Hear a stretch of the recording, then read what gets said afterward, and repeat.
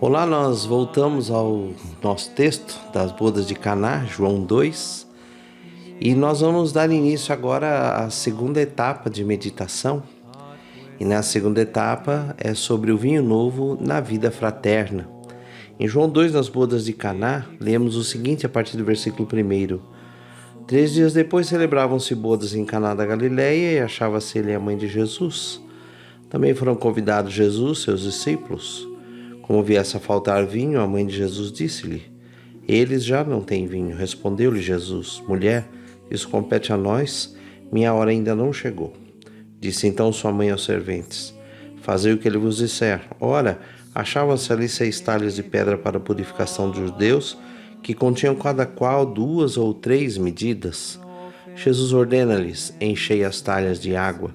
Encheram-nas até em cima. Tirai agora, disse-lhes ele. Disse-lhes Jesus: E levai ao chefe dos serventes. E levaram.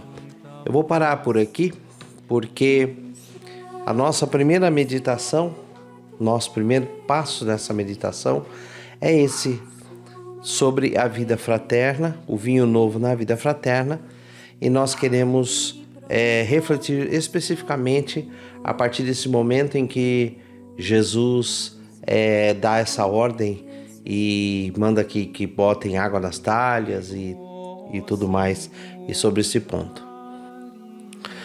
Então, o nosso tema, vinho novo na vida fraterna. Por que esse tema?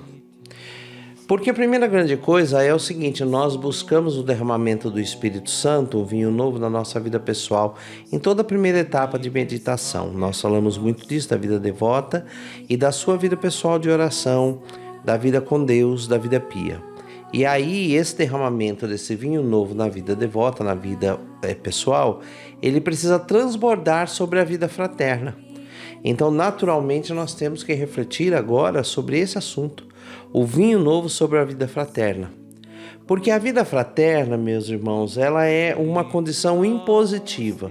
O que eu quero dizer com isso, uma condição impositiva? Quer dizer que nós somos assim, pela própria natureza, nós somos colocados para a vida fraterna, para o relacionamento fraterno. Todos nós, por exemplo, nascemos de uma família natural.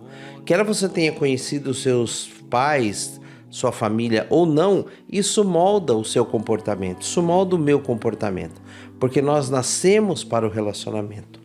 Por isso que Jesus, antes de pregar o Evangelho, Jesus estava vivendo um novo modo de vida. E este novo modo de viver de Jesus era a base da sua pregação e dizia respeito à vida fraterna. Por isso que Jesus começa o milagre das bodas de Caná antes mesmo de mandar encher as talhas. Quando ele começa? Quando ele já chega na festa junto com seus discípulos. Já era uma novidade, Jesus já estava trazendo uma novidade de vida que a velha lei já não conseguia mais suprir. Então ele vai à festa levando consigo seus discípulos e nisso ele já está pregando, porque ali já estava o germe da vida fraterna que ele queria trazer para todos nós. Existem até algumas pessoas que brincam dizendo assim: faltou vinho naquela festa porque Jesus levou muita gente junto com ele e que nem convidados eram. De certa maneira, essa brincadeira tem um fundo de verdade. Por quê? Porque na antiga lei, muitos estavam de fora.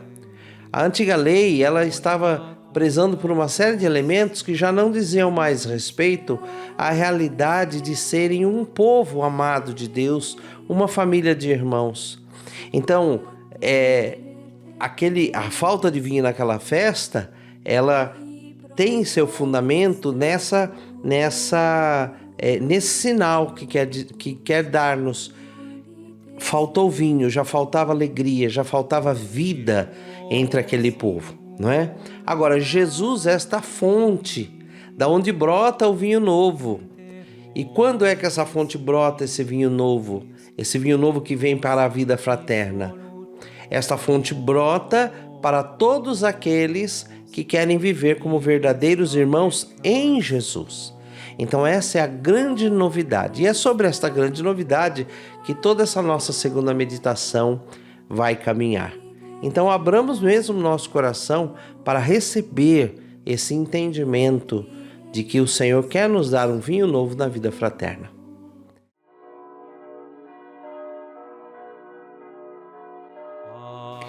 Para fazer o milagre das bodas, para fazer surgir o vinho novo, Jesus quis se utilizar das talhas da purificação, aqueles vasos da purificação dos judeus. E aqui nós precisamos parar um instante para olhar para esta palavra purificação. Por quê? Porque o Senhor quer nos trazer vinho novo na vida fraterna. O Senhor quer nos trazer vinho novo nessa qualidade de vida como irmãos. Só que a vida fraterna, ela carrega em si uma certa tensão antagônica.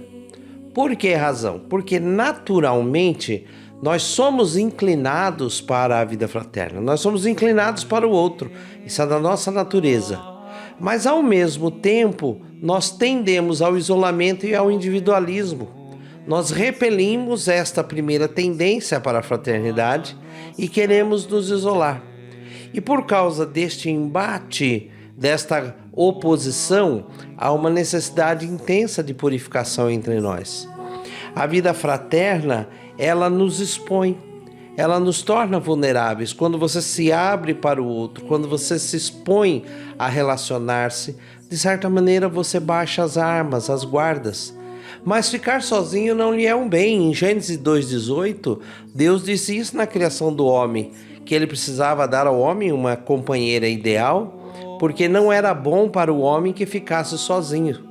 Então Jesus, ao usar os vasos da purificação, Jesus está cutucando uma questão muito séria na vida dos judeus. E eu quero dar uma olhadinha com você nisso que está no Evangelho de São Lucas, capítulo 11, versículos 37 a 40.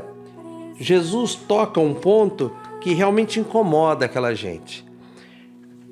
Lucas 11, 37 e 40. Veja o que está escrito. Enquanto Jesus falava, pediu-lhe um fariseu que fosse jantar em sua companhia. Ele entrou, pôs-se à mesa. Admirou-se o fariseu de que ele não se tivesse lavado antes de comer. Disse-lhe o Senhor: Vós, fariseus, limpais o que está por fora do vaso e do prato, mas o vosso interior está cheio de roubo e maldade, insensatos. Quem fez o exterior, não fez também o conteúdo? Ora, eles estavam muito preocupados na exterioridade, nos elementos que compunham toda aquela exterioridade, e menos em tocar o fundo do coração do homem. Por quê? Porque ao mesmo tempo que eles sentiam sim a atração por ser esse povo unido de amor, povo de Deus, eles haviam se deixado vencer por toda essa exterioridade para poderem se manter dentro de um individualismo aceitável. E Jesus vem e toca exatamente nesse ponto. Esse ponto continua nos perseguindo até agora, e daí a necessidade de purificação.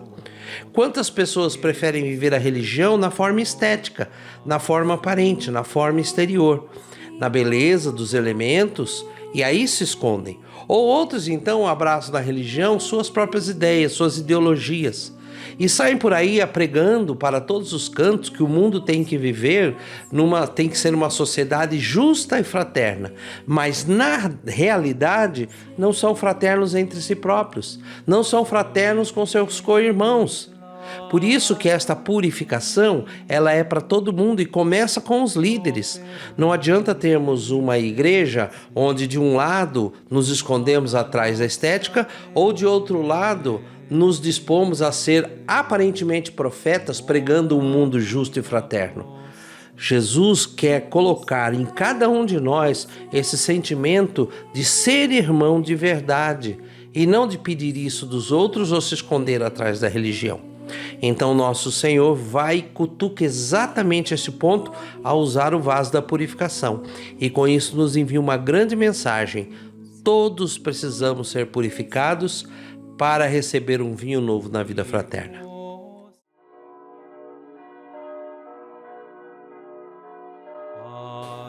Você já se perguntou por que Jesus usou as 6 talhas? Por que não eram 7, não eram 8 ou não eram 5 talhas? Por que 6 talhas?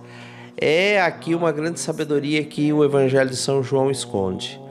Porque se você não sabe, mas a maioria das pessoas com certeza sabe, São João é aquele evangelista que coloca uma série de elementos misteriosos dentro do Evangelho para nos falar de realidades mais profundas a respeito do mistério da encarnação de Jesus.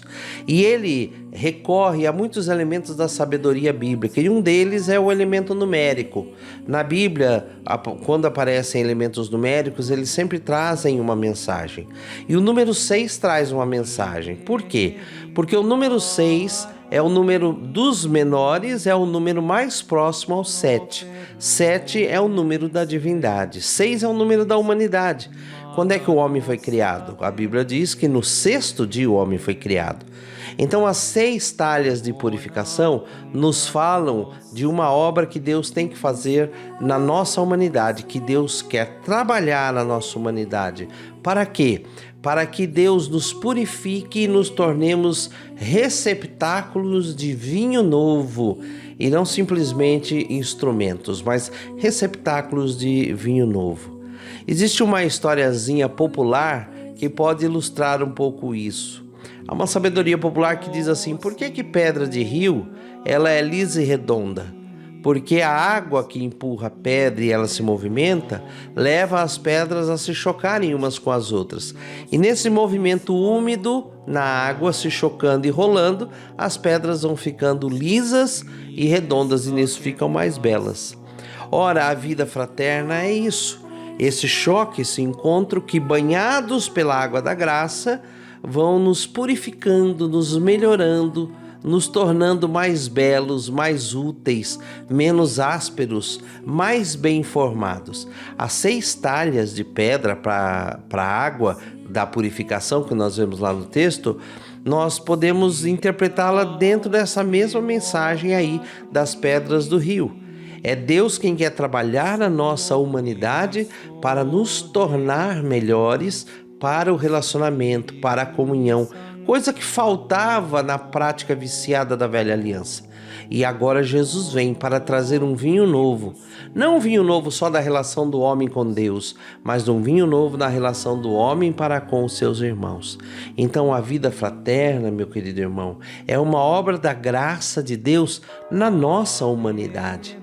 É daí que vem essa mensagem das 6 talhas e da purificação, para que Deus trabalhe a nossa humanidade e nós deixemos de ser pedras brutas, ásperas, e passemos a ser belas vasilhas que comportam um vinho novo de fraternal amor.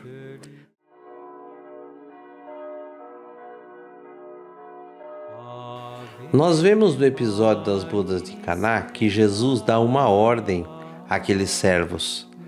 Mas nesta palavra, ordenou-lhes, existe uma grande mensagem para nós.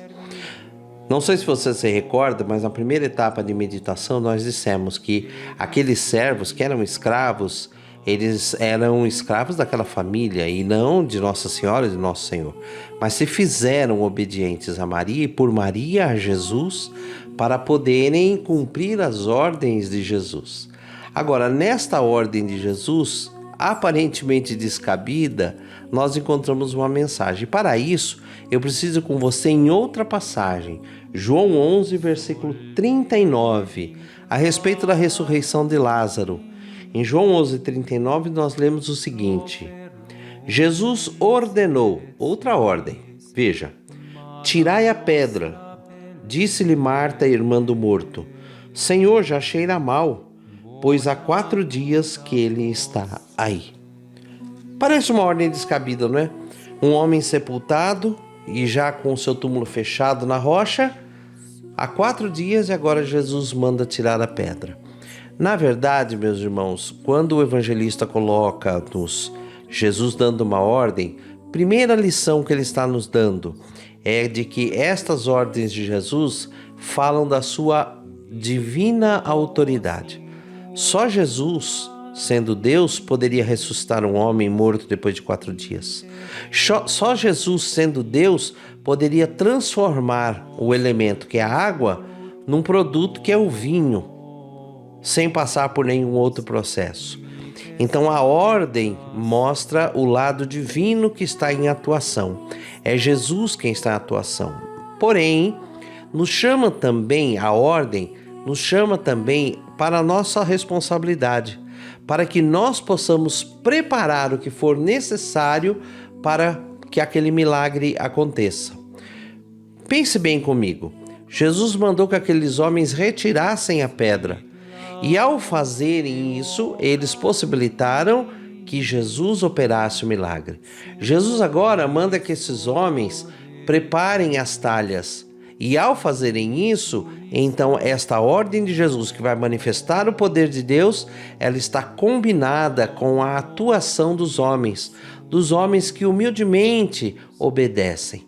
Homens que, primeiro de tudo, creem que naquele Senhor Jesus existe autoridade, poder para fazer o que deseja. Então, primeira coisa, crer. Se queremos vinho novo na vida fraterna, precisamos crer que Deus fará a obra dele. Segundo, eles agiram como escravos de amor. É precisamente por isso que nós abraçamos a consagração a Nossa Senhora no método de São Luís, que é o melhor para sermos devotos de Maria, e em Maria usufruirmos de todo o poder de Deus da nossa consagração a Jesus Cristo. Então, crer e ser escravos de amor. E terceiro, obedecer juntos como irmãos. Eles obedeceram. Aquela equipe de servos trabalharam como uma família obediente, obedeceram como um time. Ora, se nós encontramos esses elementos, então nós estamos dispondo a nossa humanidade para que a obra de Deus aconteça, para que a vida fraterna receba um vinho novo, para que Deus traga esta renovação nas nossas relações, na nossa verdadeira fraternidade como irmãos, para vivermos como verdadeiro povo de Deus, família de Deus, povo de irmãos. Bom, a vida devota, não é, que se une então à vida fraterna, aquela vida de oração unida à vida fraterna, trará o transbordamento, verá o vinho novo. É aí, é nesta união daquela vida íntima com Deus, renovada para esta vida de irmãos que se renova. Então o vinho novo transbordará. Se obedecermos como uma família de escravos de amor, nosso Senhor nos dirá o que ele disse para as irmãs de Lázaro, Marta e Maria. Está lá em João 11:40, o que é que ele disse? Se creres, verás a glória de Deus. A glória de Deus, o vinho novo na vida fraterna, se manifestará pelo poder de Deus, desde que nós, como família de Deus, como irmãos, possamos dispor todas as coisas para que Deus opere o milagre, a graça que Ele deseja operar.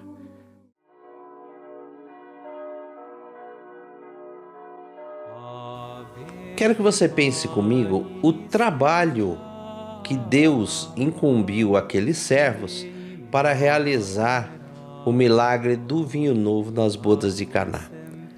Nós demos uma olhada no que diz o texto lá da ressurreição de Lázaro e também unimos aquela leitura a esta de João 2 das bodas de Caná.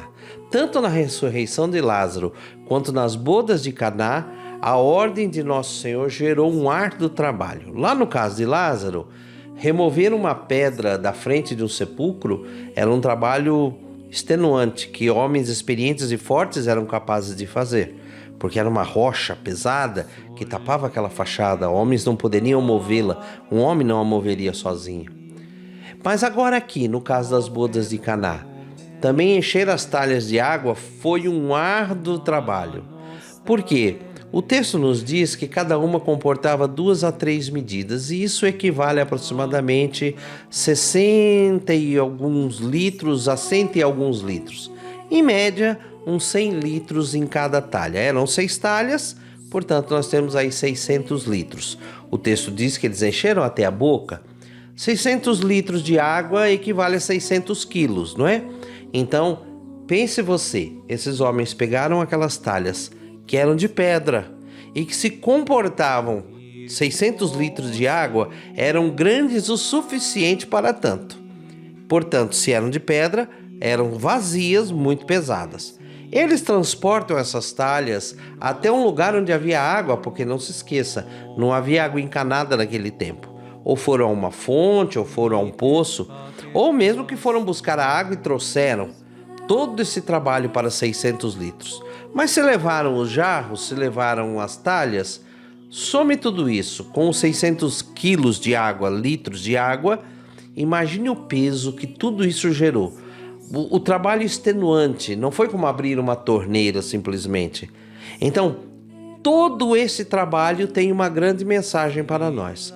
E o que é que essa trabalheira toda tem para nos dizer? Nos fala de uma obediência de amor e uma disposição do coração daquelas pessoas. Porque eles estavam atendendo a um desconhecido. A convidada da festa era Maria, nós vimos isso logo nos inícios. Jesus vai na extensão e ainda leva consigo um monte de gente que nem estava no convite. Mas aqueles homens obedeceram àquele desconhecido e tiveram todo esse trabalho. Ao ler rapidamente o texto, a gente não percebe esses detalhes. Mas veja, esse trabalho de amor que aquela gente fez gerou as condições, como nós já dizíamos anteriormente, para que o milagre viesse a acontecer. Então eu quero lhe trazer algumas perguntas que as trago para mim também, para a nossa meditação. Estamos dispostos a colocar os nossos esforços na vida fraterna, em obedecer juntos, em sermos escravos de amor de Jesus e Maria, só para que haja um vinho novo para todos? Há essa disposição em nós? Percebemos que precisamos suar a camisa para isso? Precisamos nos esforçar por isso? Há essa disposição para que haja vinho novo para todos? Disposição em obedecer, em agir como uma família, em trabalhar, em ser purificados? Outra boa pergunta para mim e para sua meditação. Se não estamos dispostos, será que a comunidade é para nós um local de festa e bem-estar, de onde eu participo enquanto tiver vinho e boa música? Porque, infelizmente, muitas pessoas só estão à busca de sensações de prazer, do gosto de estar ali. Ah, é tão gostoso, ah, é tão bom, a música é tão boa, o vinho é tão bom. Será que é essa disposição que nos move? Porque veja, se nós não estivermos dispostos a nos esforçar, a nos doar, a viver como irmãos, a perdoar e pedir perdão, a trabalhar seriamente pelo vinho novo, se para nós a comunidade for só um lugar de prazer, um lugar de ser gostoso, de sensação, então nós não veremos de verdade o que é o vinho novo que o Senhor preparou na vida fraterna. Mas se ao contrário, nós estamos realmente dispostos, então o vinho novo virá para nós, o vinho novo da vida fraterna. Se não é essa disposição, eu já digo a você, mais cedo ou mais tarde, a comunidade se tornará um lugar difícil para você. Se tornará um lugar difícil. Mais cedo ou mais tarde, trairemos o Senhor e abandonaremos. E talvez aí as verdades mais profundas virão à tona e as nossas hipocrisias ficarão aparentes. Então, antes que tudo isso aconteça, vem essa pergunta do Senhor. E por isso Ele nos chama a purificar, nos chama a fazer esse trabalho extenuado, árduo, para que nós possamos realmente querer a vida fraterna, animada com o vinho novo do Espírito. Que assim o Senhor possa operar em nossos corações.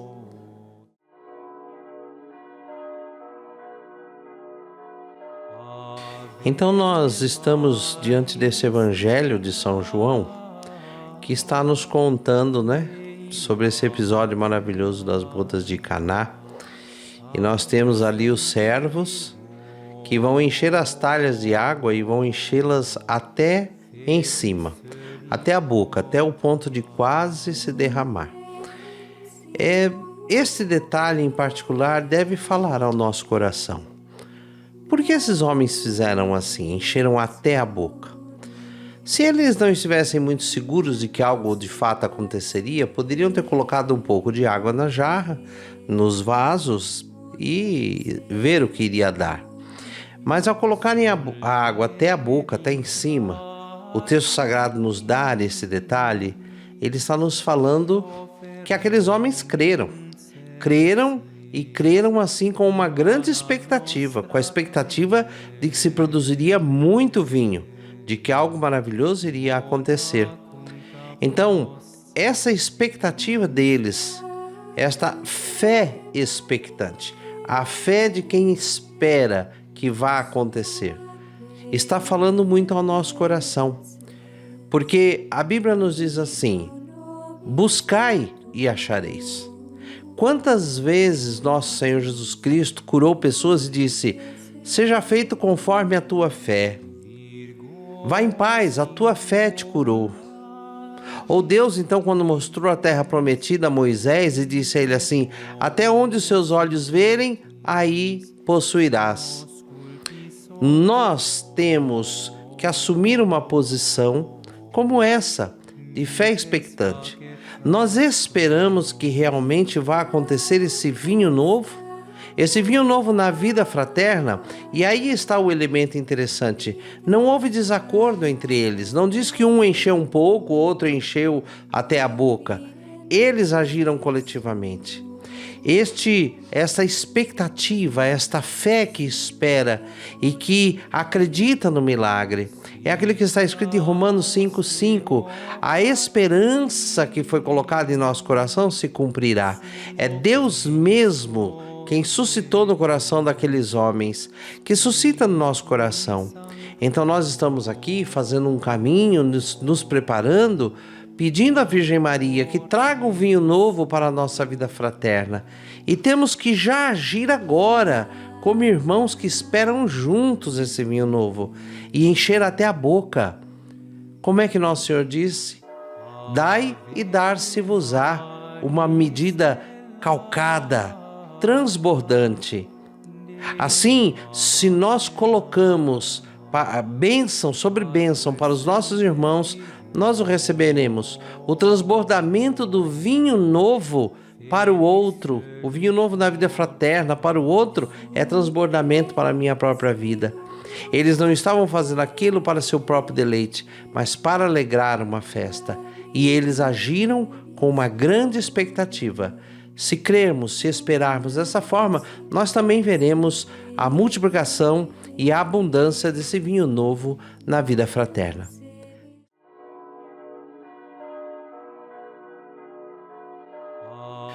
Nosso Senhor diz àqueles servos: tirai a água. Eles já haviam colocado a água dentro das vasilhas enormes, e agora Jesus diz para eles, dá uma ordem, que eles tirem. Não tirar toda a água, mas que eles deviam tirar uma porção daquela água. Ora, o texto sagrado não nos diz se Jesus tinha já feito transformar-se em vinho, ou o vinho transformou-se quando eles tiraram. Um fato também que o texto não diz, não fala que Jesus fez uma proclamação solene, ou alguma prece diferenciada, ou que Jesus teve algum gesto diferente. Mas esta ordem, tirai-la. E ao tirarem aquela porção, eles vão notar que é vinho, ou eles vão levar adiante e aquilo vai tornar-se vinho? Em que exato momento isso aconteceu? Isso me faz recordar de um episódio do Antigo Testamento que está no primeiro livro de Reis, no capítulo 17, que nos fala lá a partir do versículo 8 que o profeta Elias, em Sarepta de Sidônia, foi até a casa de uma viúva que tinha um filho, e no meio da situação que estava difícil, porque há 3 anos que já não chovia, aquela mulher tinha apenas um pouco de farinha numa panela e um pouco de azeite numa ânfora, e com aquilo ela faria um punhado de pão, um bolo de farinha, e ela e o filho comeriam e esperariam a morte chegar. Mas o profeta diz: não, vá lá e tire para mim. E ela, fazendo o que o profeta disse, não faltou. E cada vez que ela ia à vasilha, lá havia mais. Também me recorda que na multiplicação dos pães, nosso Senhor simplesmente diz aos discípulos: tome e distribua ao povo. Ele abençoou os pães e os peixes e disse: vá, distribua ao povo. E na medida em que eles iam distribuindo, ia multiplicando. Ora, esta relação entre esta ação dos que obedecem e o poder de Deus é que faz o milagre tornar-se evidente. Aqueles servos são instrumentos deste milagre. Nós somos instrumentos do milagre do vinho novo na vida fraterna. Se nós cremos e damos do vinho novo, da água da nossa fé, do vinho do nosso próprio coração, do nosso crer que realmente acontecerá, se nós mesmos investirmos, nós mesmos veremos. E o Senhor diz: tire, e tirando não nos falta, e ainda sobra, e vai mais para os outros, e depois ainda sobraram muitos cestos dos pães e dos peixes lá na multiplicação, e ainda houve farinha e azeite para aquela mulher de Sarepta, e agora há vinho, e um vinho novo. Em que momento é essa mistura do agir daqueles que creem com o poder de Deus? E esse detalhe que se parece assim tão imperceptível, parece nos dizer que é tirando que foi acontecendo este milagre, tirando daquela porção e distribuindo, como na multiplicação, como no milagre lá com a viúva de Sarepta, agora também no vinho novo. Se nós colocamos, se nós cremos, se nós nos envolvemos, nós veremos um vinho novo tomando conta da festa e tomando conta de todos nessa grande festa do amor fraterno que o Senhor veio animar em nossos corações.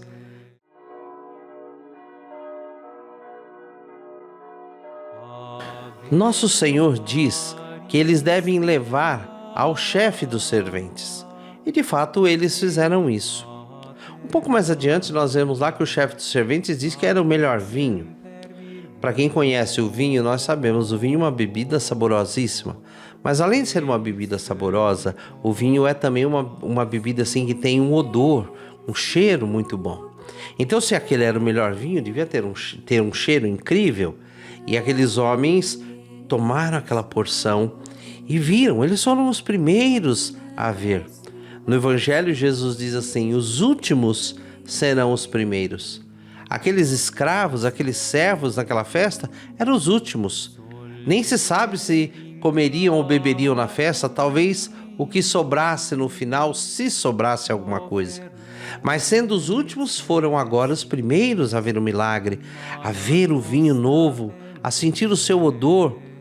Mas eles humildemente obedecem o Senhor e levam ao seu chefe.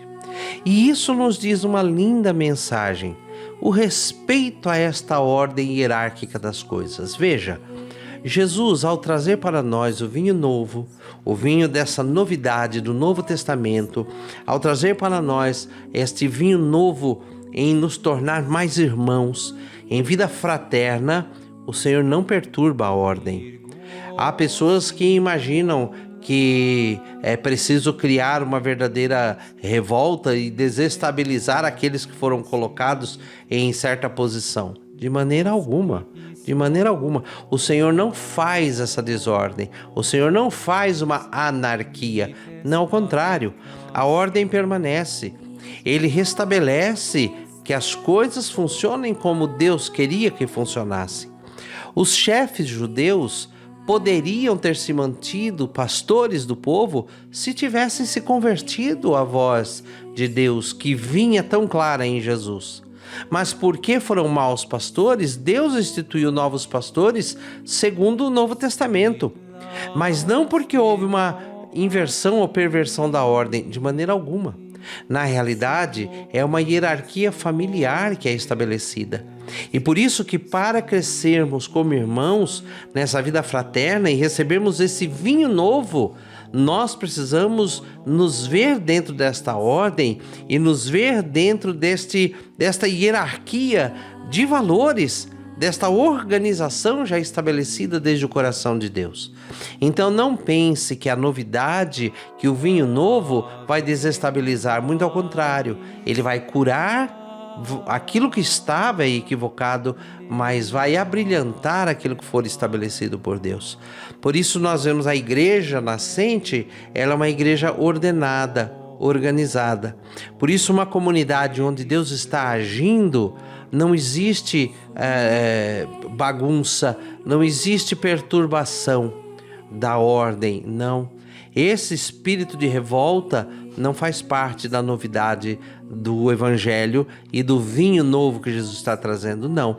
Mas ao contrário, esse vinho novo traz saúde em todos os aspectos, sem perturbar a boa ordem.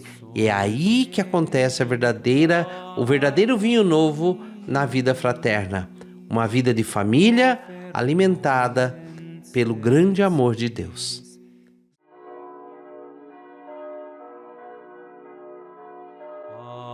O vinho novo trazido por Jesus no episódio em Caná, ele é primeiramente experimentado pelo chefe dos servos. E o texto não nos diz se os servos também beberam daquele vinho naquele momento ou não.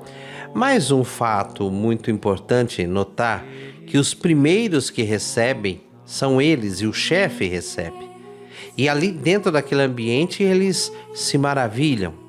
Então, uma coisa muito importante que nós precisamos pensar: se nosso Senhor traz o vinho novo na vida fraterna, então, primeira grande cura, primeiro grande embriagar-nos do Espírito é internamente.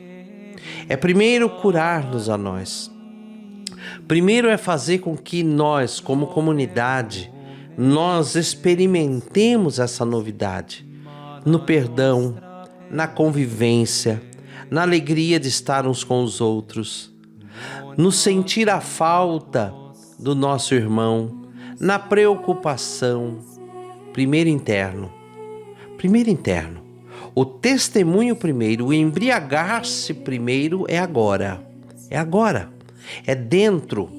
É daquela equipe que estão inebriados com o maravilhoso odor do vinho novo, com o maravilhoso sabor desse vinho novo. Não é possível acreditarmos que a igreja possa profetizar sobre fraternidade na sociedade, no mundo, se primeiramente não viver a fraternidade. Jesus disse assim: se vocês se amarem, está lá no Evangelho de São João, capítulo 15, o mesmo João, capítulo 15, versículo 35. Se vocês se amarem, todos saberão que vocês são meus discípulos.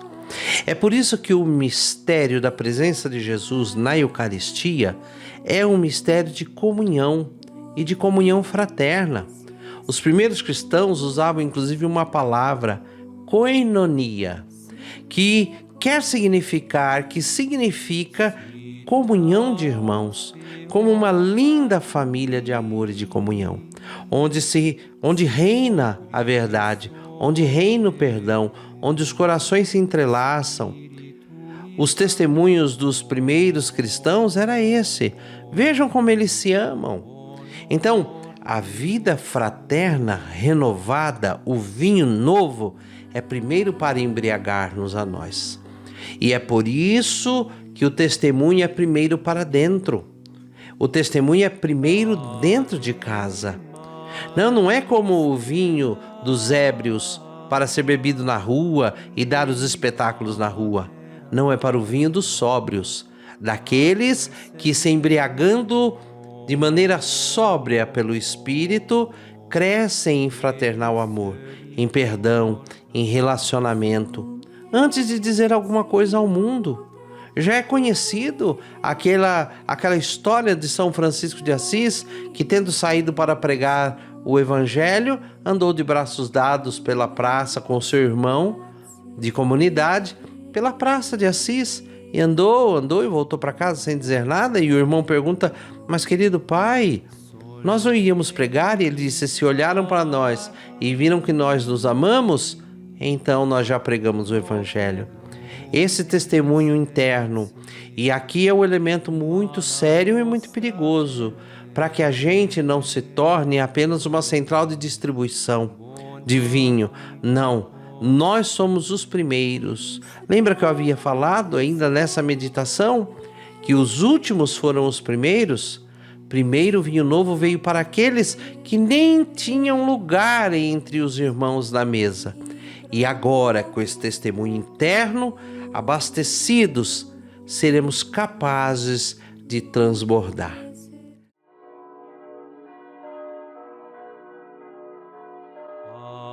Muito bem, meus irmãos, nós precisamos agora fechar essa meditação pensando nesse transbordamento, porque o Evangelho vai nos dizer que esse vinho vai ser levado para os convidados.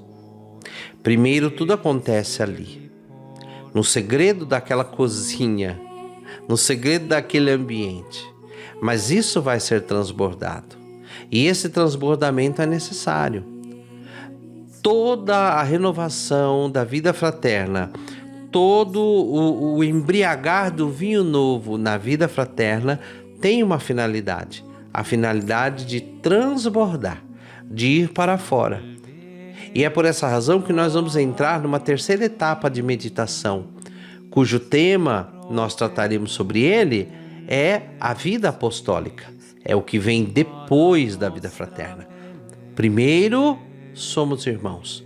Primeiro, aprendemos a nos amar. Primeiro, aprendemos a nos embriagar do Espírito, a ser templos do Espírito. Veja só que é uma sequência muito bonita. Primeiro de tudo, você em particular, embriagados pelo Espírito, o vinho novo na vida devota, na vida de oração, na vida de comunhão com Deus. E isso deve transbordar na comunidade vivencial, na vida fraterna. Então, toda aquela experiência primeira de acolher Jesus e Maria agora vai se transformar em milagre de uma equipe de servos que vivem ali a experiência da fraternidade dentro da boa ordem. E agora e depois virá o transbordamento. E esse transbordamento, esse testemunho para fora, certamente será no serviço que os cristãos devem prestar aos demais, para que conheçam a Jesus como seu único e suficiente Senhor e Salvador. Por essa razão, nós fechamos essa meditação tomando posse, devemos tomar posse disso. O vinho novo na vida fraterna é essencial para que o vinho novo da minha vida devota se transforme num vinho novo para servir os que ainda não conhecem o amor de Deus. Portanto, demos esse passo com toda certeza e convicção. Que Nossa Senhora nos ajude, porque é na consagração a Nossa Senhora que nós estamos caminhando para aprender a viver assim, como filhos de Maria, que dentro dessa festa, servos de Maria, que dentro desse serviço podem usufruir e derramar desse vinho novo trazido por nosso Senhor Jesus Cristo. Que Nossa Senhora rogue por nós e nos ajude a receber e transbordar. Salve Maria Imaculada!